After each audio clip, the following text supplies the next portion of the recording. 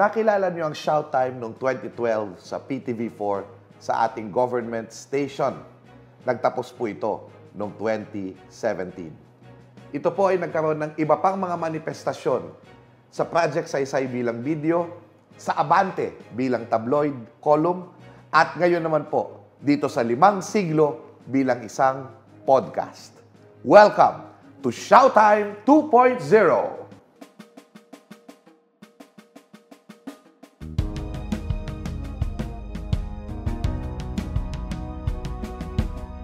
It's showtime!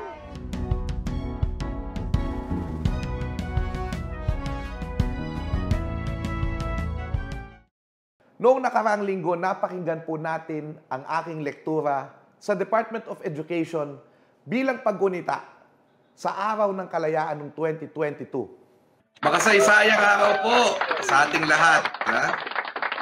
Mga kaibigan, kailangan ko lang pong sabihin, wala pong kinalaman ang National Historical Commission of the Philippines sa mga sasabihin ng inyong lingkod ngayong araw na ito. No? Ang mito ng unang 8 lalawigan, ang DepEd ay nag-utos sa lahat ng kanilang mga guro, paaralan na ipagdiwang through Undersecretary Annalyn Sevilla at si Undersecretary Tonicito Umali na ipagdiwang ang Victory at Mactan sa pamamagitan ng pagre-raise ng mga flags. I-display ang mga flags noong panahon ng ika-500 taon o ang ating quincentenaryo ng Victory at Mactan. So, mga kaibigan, yan po ang use ng mga simbolo para ho tayo ay magkaisa sa pagdiriwang, magkaisa sa kalungkutan tulad ng nakita nyo kay Sir Paulo, yung pag-half-mast in mourning, at marami pang iba. Kailangan natin ng simbolo to remind us, iisa ang ating bayan. Magtulungan tayo. Yan din po ang ipapakita natin sa kwento ng ating watawat. May mapapansin kayo, itong watawat natin, hindi po actually, akala natin yan yung iwinagayway ni Emilio Aguinaldo o yan yung ipinawagayway ni Emilio Aguinaldo noong June 12, 1898. Akala po natin, pero actually hindi. Pansinin niyo pong mabuti. Ito po ay isa pong painting ni Rafael Alunan noong 1920s by Fernando Morsolo. At ano po yung mapapansin natin? Tingnan niyo pong mabuti yung araw. Naku, tingnan niyo yung araw, may muka, mga kaibigan. May muka yung araw. Sa June 12, mga kaibigan, muli nating ipagdiriwang ang makasaysayang pangyayaring ito ng ating bansa. Pakinggan natin ang ikalawang bahagi ng aking lektura. Okay, ito na po yung title ko. Ito na po yung araw. Tingnan natin. Araw na may muka, na eventually naging ganito, na may 8 sinat. Saan nanggaling yan? Ayon sa mga eksperto, ito'y nanggaling sa Splendor Solis na makikita natin sa mga bandila ng Uruguay at Argentina na mga bansa din na lumaya mula sa Espanya noong panahon ng 1800s. So 1700s to 1800s. So makikita natin dito na kinikilala ng mga eksperto na yung araw na yan ay maaaring naging impluwensya doon sa tinatawag na simbolo ng katipunan na liwanag ng kalayaan o light of liberty. Mamaya makikita nyo yan, na eventually nalagay sa mga bandila ng katipunan, na eventually nalagay sa ating pambansang watawat. Tingnan mo natin. Ito po, may sasabihin po ako sa inyo. We are not discounting that. Pero bakit tinanggap ng mga Pilipino ang watawat natin? Ang sabi ni Sio Salazar, sapagkat nandyan ang sinauna nating kultura. So, mentor kong si Sio Salazar, sinabi po niya na ang araw po ay makikita natin sa mga tattoo ng mga pintados o ng mga mangangayaw, mga bagani o mga warriors natin. Makikita natin doon sa kanilang chest. Yung araw na may ibon. Yan po ay representante daw ng Bathala. Anting-anting kasi nila yan, yung mga tattoo nila o batik. Kaya mga batikan sila. Pag magaling ka, tinatatuan ka lagi. Pag marami kang napapatay, batikan ka. Marami kang batik. So, kaya ang araw po ay simbolo ng Bathala hanggang sa mga anting-anting pumasok po yan. Gayon din makikita natin na nagsama po yung konsepto ng God doon sa tinatawag na triangle na may mata, omniscient, omnipresent God na nakakaalam ng lahat at nakikita ang lahat. Nagsama po yan at yung Bathala no, na araw at nakita natin na nariyan po yan sa mga anting-anting araw na may triangulo na sa mitolohiya ng Pilipino, kasama po yung ibon sa araw, kasama ng bathala, at yung pong triangulo ay bundok na may kinalaman po sa Diyos. Kasi di ba yung sa bundok, sagrado po yun sa mga ninuno natin. Sabi ni Seo Salazar. So, this is not an official explanation, but this is a theory in anthropology wherein we accepted the flag because our faith before the coming of the Spaniards was there. Naroon po yung bundok. So makikita natin sa mga selyo ng Katipunan, may bundok, may araw sa iba pang mga selyo. So mahalaga yung triangulo bilang simbolo ng bundok na may kinalaman sa bathala, ang araw na may kinalaman sa bathala, ang ibon na may kinalaman sa bathala. At dahil yan po ay salamin ng ating pamanang maritime o Austronesian culture. So, ibig sabihin, kung paniniwalaan natin ng ating anthropologist, bagamat hindi opisyal at maaaring hindi malay ang mga nag-design ng ating flag, dala-dala nila ito dahil ito yung nasa utak natin, nasa kamalayan natin. So, tingnan nyo yung anting-anting. Alam nyo, may nagsabi sa akin na isang Rizalista. Tingnan nyo yung anting-anting at tingnan nyo ang watawat. Sabi ni Kuya Muloy sa akin, isang Rizalista, isa sa mga naging pinuno noon, pinuno ng isang sektang Rizalista. Sinabi niya sa akin, tignan mo yung watawat, tignan mo yung triangulo, palitan mo yung mata na simbolo ni God, tignan mo yung araw, bathala pa rin yun. Yan ang kanyang kamalayan. Hindi ko yan tinuro sa kanya. Ayan ay sinabi niya sa akin. Tignan mo ang between. Di ba yun din yung na makikita natin yung mga pangalan ng Diyos? Sa kamalayan ng ating mga Rizalista, ang ating pong watawat ay mystical, sapagkat nariyan po ang ating mahal na Diyos. So, interpretation nila yon, hindi po natin yan kukontrahin. Sinasabi lang natin na ito'y hindi opisyal kundi anthropological na pananaw. At makikita natin ang triangulo at ang mga simbolo na yan sa mga flags ng Katipunan tulad sa Malibay. Puntahan natin yan, pati yung araw ibon, no, kasama din dyan. At makikita natin na na-impluwensyahan nito pati yun na nga, yung Light of Liberty. Kasi hindi natin pwede sabihin masoneria lang. Although malaki ang papel ng masoneria dito, no? Ay kailangan makita natin may kamalayan ng Pilipino din na kasama dyan. So yung K na baybayin na nagliliwanag, yan po'y araw. Yan ay may liwanag ng kalayaan. At makikita natin yan sa iba't ibang mga sulat kamay mula sa Archivo General Militar de Madrid na mga nakumpiskang dokumento ng Katipunan. Kataas-taasan, kagalang-galang na katipunan ng mga anak ng bayan na gumagamit po ng liwanag ng kalayaan bilang simbolo ng kanilang organisasyon. At sa iba't ibang maging sa iba't ibang mga tinatawag natin na simbolo ng Katipunan ng mga sanggunian, sa iba't ibang lugar, makikita po ninyo na may araw, minsan may bundok, may ibon, ang mga simbolo nila. Ayan po, tingnan niyo po. Shoutout po sa Bayang Halige, Imus! Woo! Bayang Halige. Ayan, no? Ayan, yung mga iba't ibang mga bandila, no? Ay ang mga simbolo ng mga sanggunian. Gayon din, makikita natin sa simbolo ng watawat ni Pio del Pilar, yung bundok na may araw na sumisikat. Ang watawat ng matagumpay. Tingnan niyo po, yung ginamit ni Andres Bonifacio na watawat, pag siya'y lumalaban o yung tinatawag na war standard, KKK, Katipunan, nilagyan niya po ng araw na hindi matukoy ang bilang ng sinag. Araw na hindi matukoy ang bilang ng sinag. At may original po na nakita po sa Lipa City, Museo ng Katipunan. Ito'y original na ginamit noong panahon ng Revolusyon. So yan po pala yung itsura ng war standard ginagamit sa labanan ni Andres Bonifacio. Kasi Andres Bonifacio po ay meron pong selyo bilang Pangulo.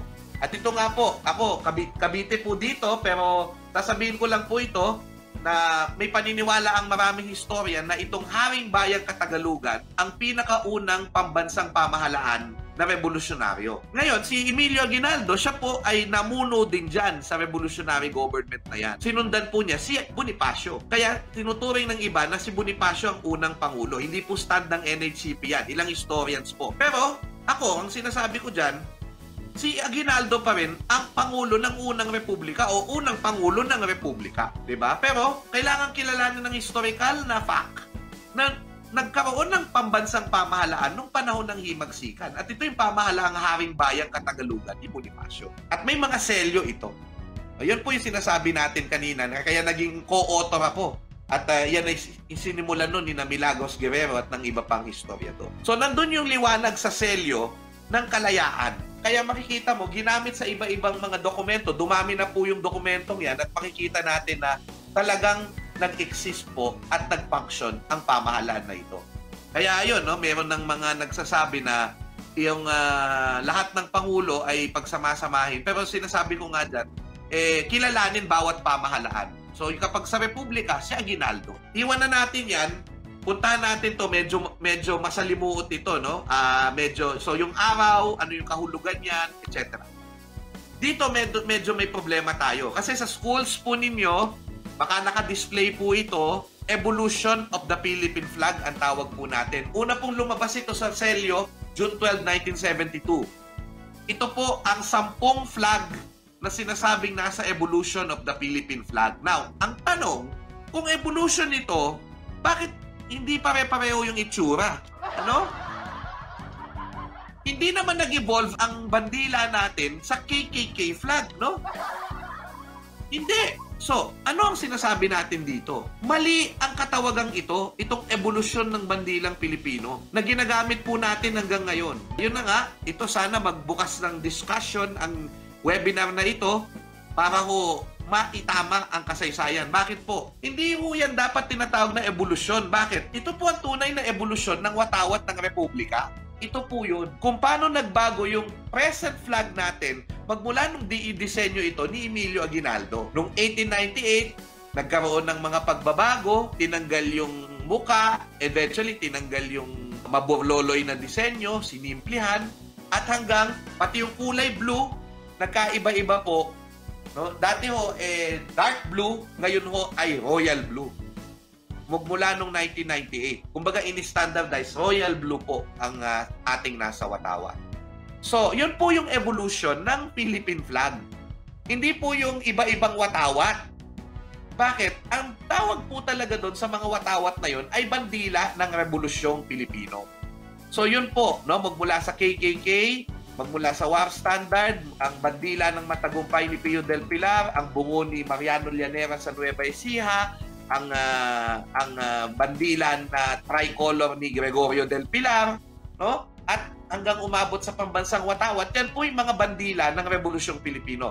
Please, ma'am, sir, paki-correct po, hindi po evolution of the Philippine flag yan, kundi flags of the Philippine Revolution. So, matagal na pong advocacy yan. At maraming kulang, maraming kulang dyan. Yung flag po na nakumpiska sa Polo o sa Valenzuela City ngayon, ay wala dyan. Yung flag po ng Malibay, Katipunan, wala dyan. Marami pang ibang flag ang wala dyan na natagpuan na may ebidensyang nag-exist. Pati yung flag ni Macario Sakay, wala dyan. Yun po ang sinasabi natin, may mga kulang na maaari siguro pag-usapan ano yung pwedeng i-include, ano yung pwedeng isama. Now, balikan natin tong 10 ng evolution of the Philippine flag. Simple lang. May mga flag dito na wala pong ebidensya na nag-exist. Yes, meron pong ebidensya na meron pong mga flags dito na walang ebidensya na nag-exist, no? May mga dinadagdag pa sa evolution of the Philippine flag. Tingnan niyo ho ito. Yan daw yung flag ng unang antas, pangalawang antas, pangatlong antas ng Katipunan. Pero sa totoo lang, wala pong ebidensya na nag-exist yan. Nakalagay yan sa ibang evolution of the Philippine flag posters natin. Walang evidence po na may ganyang bandila. Ngayon, meron pa tayong titignan. Ito po. Tignan nyo mabuti yung flag of the de facto government, first official revision. Tignan nyo pong mabuti yan. Yan dalawang yan. No? Pagdiskitahan natin yung dalawang yan. Tignan nyo mabuti. Okay. Pagdating ng panahon, yung flag of the de facto government conceived after the Magdiwang and the Magdalo Council merger, sabi. Oh. Ang tanong, bakit dito nagkahiwalay na? No? Meron ng flag of the Magdiwang faction and flag of the Magdalo faction. Oh.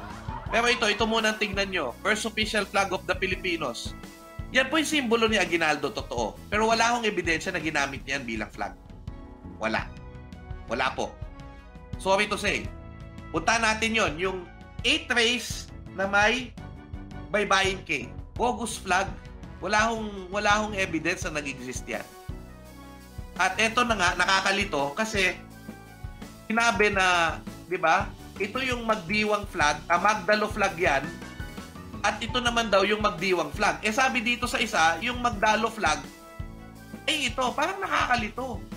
Eh magdiwang daw si Bonifacio. Actually, hindi naman magdiwang si Bonifacio, no? Hindi naman totoo yun. Sorry to say, guys, I have to say this. Bonifacio was the president of the Katipunan. Both the Magdiwang and the Magdalo ay under sa kanya.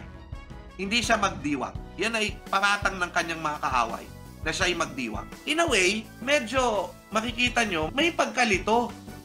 Kasi ito, Magdalo, di ba dapat nandun yun kung ito yung Magdalo? Ay, sabi, Magdalo flag eh. Malito ka, nakakahelo, nakakalito. Okay. Eto na po, may sasabihin po ako sa inyo ha. Ito pong flag na sinasabi na kalayaan, baybayin K, na may hindi tukoy na sinag ng araw, actually, yan po ay bagong disenyo na ginamit po nung Oakwood Mutiny. Pinagsama po yung baybayin K at yung araw na hindi matukoy ang sinag doon sa war standard ni Andres Bonifacio. Pinagsama, minerge. At nung nakita ng media, sabi nila, uy, di ba flag ng Magdalo yon? Mali.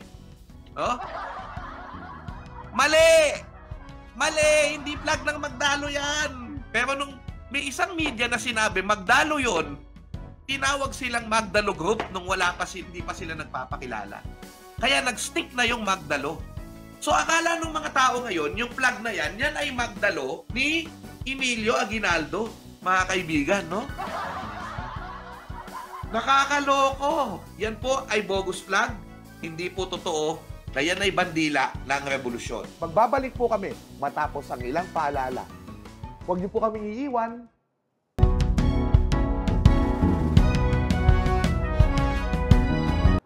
Inaanyayahan ko po kayong mga nagmamahal sa ating bayan at sa ating kasaysayan.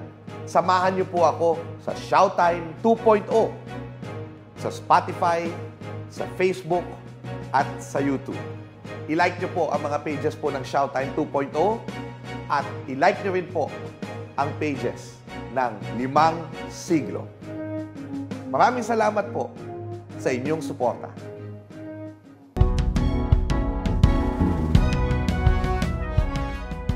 Ituloy po natin ang ating pakikinig sa lekturang ito na ginawa ko para sa Department of Education. Pakinggan po natin. Okay, yung sinasabi na 8 race na may bandilang may K o may baybayin K. Ito po, kanina nakita ninyo yan. Yan daw yung sa Magdalo. Actually, misinterpretation yan. Misinterpretation. Hindi po yan ang itsura niyan. Bakit? Yan daw po yung ibinaba sa pack of biyak na bato. Okay, sino ang source nito? Artemio Ricarte. Dinrawing niya yung pagbababa ng bandila. Now, itatanong ko sa inyo, asan ang drawing na original? Ito po. Sa kanyang memoirs, makikita natin ang bandilang ito. Anong makikita natin? Iba po ang disenyo. At tinawag niya po na unang watawat ng Pilipinas at itong pangalawang watawat lamang ay ang ating bandila ngayon. So anong ibig sabihin yan? Ito po yun. Ito yung may evidence. Ito yung natagpuan ng flag. At ginagamit na po ito ng National Historical Commission of the Philippines sa kanilang Facebook page. Tingnan nyo. Baybayin ka at may partikular na disenyo ng sinag ng araw. Ito po yun. Okay, at ano ito? Ang ebidensya po natin mga kaibigan, ito'y kapwa ginamit. So, ito'y kapwa ginamit ng Magdiwang at Magdalo sa Cavite. Ginamit ni Aguinaldo, ginamit din ni Andres Bonifacio. Okay, maliwanag po ito. Wala hong Magdalo Magdiwang flag. Ito po yung flag nila. Ito yung flag nila. Ang pangalawang bandila ng Pilipinas, ito na po. Kinokorek na po ng Project Saysay at ng National Historical Commission of the Philippines na ang pinakaunang national flag natin ay yung flag na yun noong 1897 na ginamit kapwa ni Emilio Aguinaldo at ni Andres Bonifacio. At ang second flag po ay yung ginawa ni Aguinaldo. No? So, maliwanag po yan mga kaibigan. Ma'am, sir, sana po matanggal na yung mga bogus flag sa mga flag companies na gumagawa ng mga bandila. Let's consult the historians Let's go to the National Historical Commission of the Philippines. Pakipag-usap tayo kay Sir Paulo. Siguro panahon na nakikiusap ako, baguhin na natin yung flags of the Philippine Revolution. Isama na natin yung mga dapat isama. Tanggalin na yung dapat tanggalin. Kaya ako nagpumayag kahit may COVID ako 3 weeks ago. Kaya ako pumayag na mag-speaker dito para po sana mapag-usapan natin ito. Matagal ko na pong gustong pag-usapan natin ito. So maraming salamat. Tingnan nyo pong mabuti. Tingnan nyo mabuti yung Andres Bonifacio Monument sa Caloocan. Yung flag doon, hindi lang siya itim na bakal na bronze. May disenyo kayong makikita. At anong disenyo makikita ninyo? Yung disenyo ng flag na sinabi ni Artemio Ricarte at natagpuan sa Nobeleta. No? So yun po, mga kaibigan, ha? Maliwanag po, ginamit kapwa ni Aguinaldo at ni Bonifacio, may ebidensya po tayo sa Biak na Bato, sa Nobeleta at sa iba pang mga sources. Ito po ang pinakaunang pambansang bandila ng Pilipinas. So, eventually, ginamit po itong araw na may 8 rays bilang simbolo at ginamit po ito ng gobyerno revolusyonaryo, may muka, at ni General Luna. Sa unang republika sa Malolos, makikita natin na nakadisplay ang mga flag sa posisyon ng Inang Bayan at maging sa hall ng Congress. What does the sun represent? According to Mariano Ponce, para sa kanyang kaibigan Hapon, the sun represents the progress and sometimes means that the Philippine nation belongs to the Oriental family like Japan, Korea, etc., who bear also the sun in their flags. So ito po, yung Korea, yung Japan, may bilog sa kanilang flag. Yan po ay flag na araw. So sinasabi ni Mariano Ponce, dahil tayo'y nasa Asia, kaya meron din tayong araw. Okay? At ano naman ang sabi ng akta? Sabi ng akta, ang araw ay siyang nagbabadha ng malalaking hakbang na ginagawa ng mga anak ng bayan ito sa landas ng pagudlan ng kabiasnan. So, progress and civilization para sa Acta de la Proclamación. Ito na po yung meat of the contention. Okay, nakalagay dito, 1896, first 8 provinces that revolted against Spain. Manila, Cavite, Bulacan, Pampanga, Nueva Ecija, Bataan, Laguna, and Batangas. Saglit lang. Bataan. Mamaya, pag-usapan natin yan. Nakalagay, first 8 provinces that revolted against Spain. Yun daw po yung 8 race. Unang province na nag-revolt against Spain. Pakinggan niyo pong mabuti yan. Okay, ano sabi ng akta? Ang kanyang 8 sinagay kasing kahulugan ng 8 lalawigan na nagpasimukno karaka ng pakikitigba. Manila, Cavite, Bulacan, Pampanga, Nueva Ecija, Bataan, Laguna at Batangas. So doon po pala yung source nun, ang akta. Unang 8 lalawigan na nag-revolt. Ito problema ngayon. Noong 1896. Ito problema ngayon. Noong 1980, sabi ng mga Muslim, mas nauna kami sa 8 lalawigan. Bakit hindi nyo ilagay ang ikasyam na rayos upang i-represent ang pagtindig ng Muslim laban sa mga Espanyol? Kasi sinasabi nyo, unang 8 lalawigan na nag-revolt. Nasasaktan kami kasi kami mas nauna pa kami dun sa 8. 1896 na kayo, noon pa kami. So kaya si Senator Gordon gusto niyang palagyan yan. Ang sinasabi ho ng ilan, hindi, sir, ma'am, sir, teka lang. 8 provinces that revolted against Spain in 1896 revolution. Yun po ang kahulugan daw niyan. So sabi ng mga Muslim, hindi, kami nauna kami. Tama yun eh. Totoo yun. Pero ang problema po ganito. Hindi ba mas nauna din ng Ilocos? Mas nauna din ng Iloilo? Ang Sitapar, Tamblot, Sumuroy, Silang? There were 100 revolts before the 1896 revolution. Ibig sabihin, baka 100 mga race po ang isasama natin, ano? Guys, hinay-hinay. 100 race for the many revolts in the many provinces before 1896. So, again, let's demolish the myth that these are the first 8 provinces that revolted against Spain. Because mas nauna pa si Sultan Kudarat, mas nauna pa si Tapar, Sumuroy, si Dagohoy ng Bohol, si Diego Silang, si Hermano Puli. Nako, mas nauna pa sa kanila. Teachers, ma'am, sir, the 8 rays of the sun doesn't mean the first 8 provinces that revolted against Spain. No. Then let's go to is this the 8 provinces that revolted against Spain in 1896? Then what is the basis of that? The Martial Law Proclamation of General Ramon Blanco, August 30, 1896. At anong nakasulat? Manila, Cavite, Bulacan, Pampanga, Nueva Ecija, Tarlac, Laguna, and Batangas. Alright, eto dito po nagsisimula ang away. Sabi sa Acta de la Proclamación, Manila, Cavite, Bulacan, Pampanga, Nueva Ecija, Bataan, Laguna, and Batangas. Nagagalit po ang mga taga-Tarlac every Independence Day. Sinasabi ni tinotroll namin yung mga pages. Bakit wala ang Tarlac dyan? Kasama kami sa Martial Law Proclamation. Bakit Bataan lang? Saan nagkamali? Nagkamali po sa Bataan ang Acta de la Proclamación. Bakit nagkamali? Wala pa namang Google nun eh. Siguro, inalala lang niya sa isip si Ambrosio Rianzares Bautista.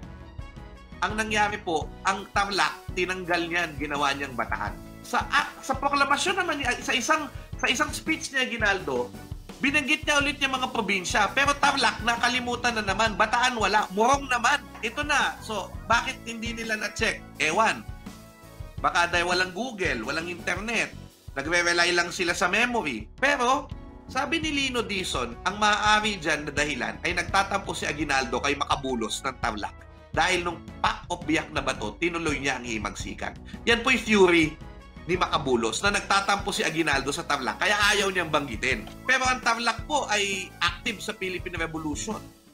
At marami pong general, si Macabulos, nasa Tarlac po ako ngayon, nag-isolation po, ano? At malapit nang matapos, lalaya na ho ako. Macabulos, Serviliano Aquino, Francisco Taniedo, Procopio Hilario na kamag-anak namin, sina Ciriaco Santos, Candido Ancheta, no, na yan, no, na yan lahat. Now, eventually, iwinasto na po ni Aguinaldo. So please, ilagay po natin yung Tarlac, walang Morong, walang Bataan, Tarlac po ang nandoon. Okay? Yan po ay kinorek niya, nilagay na niya yan sa kisame niya, doon sa kanyang bahay. Ley Martial, Martial Law. Proclamation ni Governor General Blanco, August 30, 1898. Now, eto na po. Bakit ko sinasabi na kahit yan, mito, na may 8 lalawigan na unang nag-revolt noong 1896, August. Tinanong ko na yan eh. Totoo bang nagka-revolusyon noong August doon sa 8 lalawigan na yun?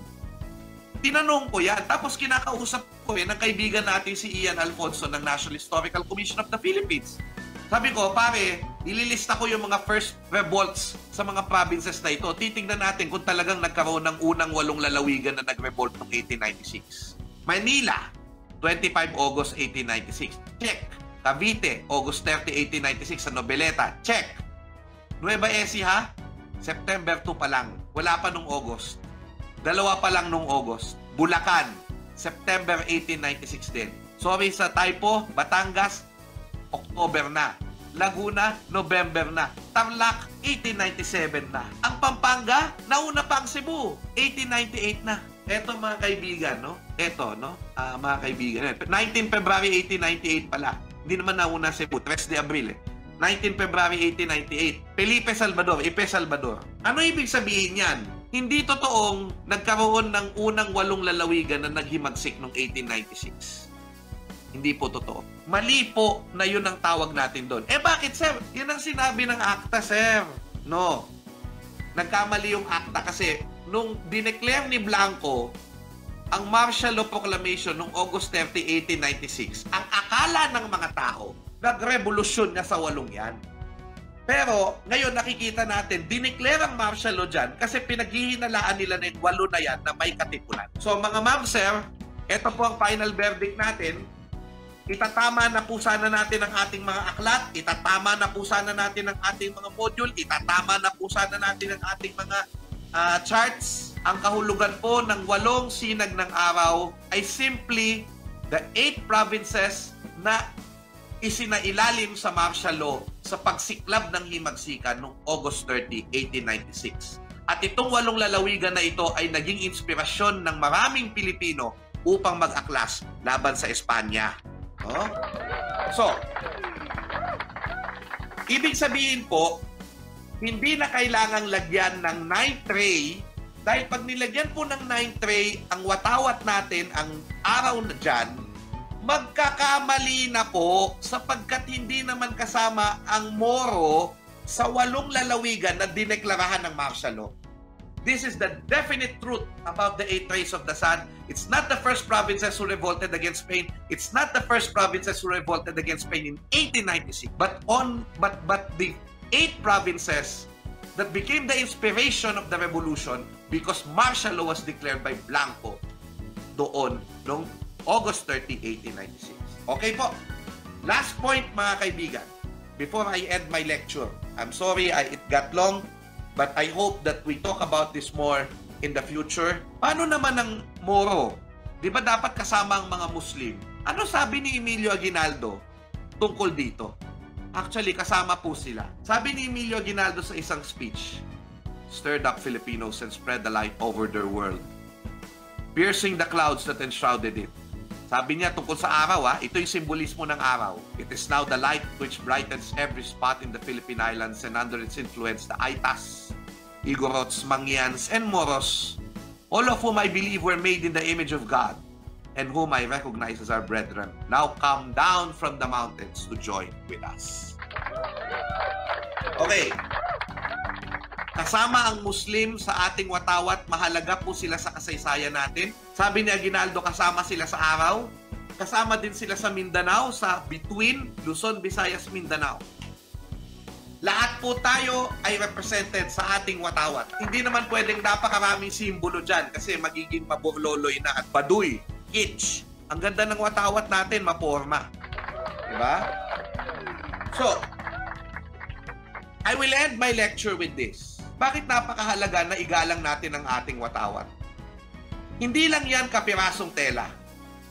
Yan ang simbolo na pag tinitignan natin, nagkakaisa tayo. Yan ang simbolo na kapag tayo ay nagtatagumpay, ay ating iwinawagayway at ating pinagpupugayan. Simbolo ng ating tagumpay ang watawat na yan. Yan din ay simbolo na kung saan marami ang sumumpa na sila'y lalaban at mamamatay at ipagtatanggol ang ating kalayaan at kapayapaan. Maraming namatay na Pilipino na ang bandila na yan ang kanilang nakikita bago sila malagutan ng hininga. Mga kaibigan, yung bandila na yan ang nagre-represent ng ating kasaysayan, ng mga bayani na namatay para sa atin. At yan po ay nagre-represent ng ating mithiin, ng ating pag-asa, nagiginhawa at uunlad po tayo. Na nakalagay po ang lahat ng kasaysayan, kasalukuyan at kinabukasan natin sa iisang simbolo na yan. Na hindi lang tela, kundi simbolo ng ating pagkaakuhan, identity, at ng ating pagkabansa. Kaya nga po, mga kaibigan, raise your flag.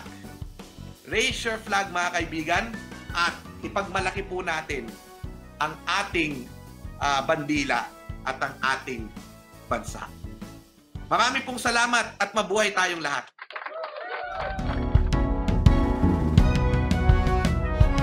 Mga kaibigan, ang isinakripisyo po ng ating mga bayani ay ang kanilang buhay upang magkaroon ng mas maginhawang bukas ang kanilang mga anak at ang kanilang mga apo. Tayo po yon. Sa araw ng kalayaan, ating pong ipagdiwang ang kanilang pamana sa atin na magkaroon ng sariling pagpapasya ukol sa ating bansa, sa ating mga buhay, at sa ating kinabukasan. Mabuhay ka, malayang Pilipino! Ako po si Xiao Chua, and that was Xiao.